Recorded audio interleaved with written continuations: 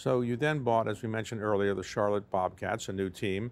You didn't know much about running a basketball team, I assume, so you brought in a guy named Michael Jordan. How do you tell Michael Jordan that he doesn't know much about basketball if the thing isn't working out perfectly? Can you say, Michael, I played in grade school and I know something about basketball? How do you tell Michael Jordan things aren't working perfectly if it doesn't work perfectly? You don't. Okay, so You don't.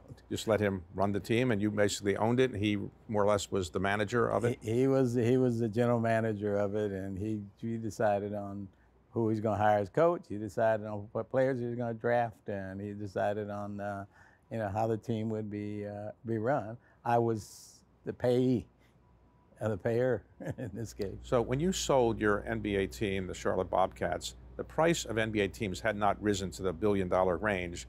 Any regrets about selling it when you sold it? Oh, definitely regrets. I tell Michael about that all the time.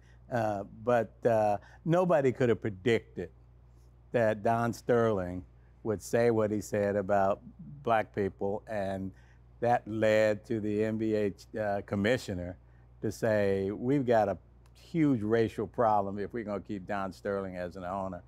And he basically forced Donald Sterling out. But being forced out and you walk away with a $2 billion, a lot of people would like to be forced out of their team for that price, so that was it. But Michael was always my first choice to sell the team. He and I have been friends, 10, 15 years before I even owned the team. Really? So, if anybody I wanted to sell the team to, if I was forced to sell, it would be to Michael.